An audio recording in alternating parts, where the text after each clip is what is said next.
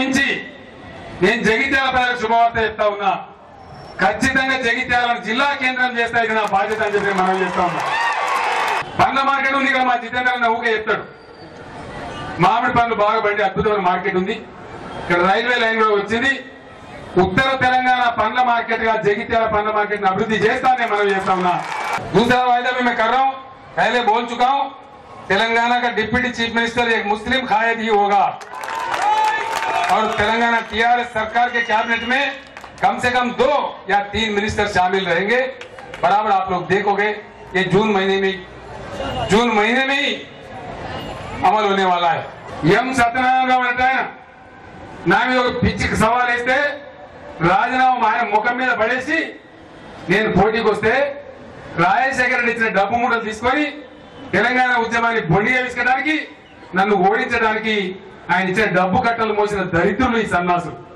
నీళ్ళు తెచ్చినాడు తెలంగాణ. మీ జూలే జగిత్యాల ప్రజలందరూ సాక్ష్యం కాదు. ఆ చరిత్ర మీకన్నా ముందే జరగలేదా? ఆనాడు ఒకవేళ కేసీఆర్ ఓడిపోతే ఇంతకాలం ఉండునా తెలంగాణ ఉద్యమం? ఈ కాంగ్రెస్ వల్ల ముఖం పెట్టుకొని మళ్ళా ఓట్లు అడిగేది.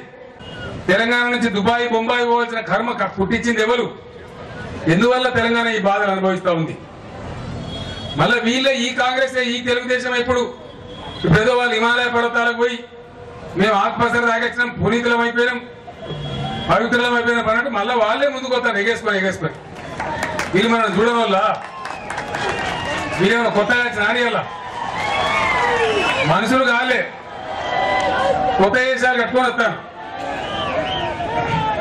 వీళ్ళు మనం చూడడం వల్ల ఇదివరకు మనం తెలియదా వీళ్ళ పాలన ఏందో.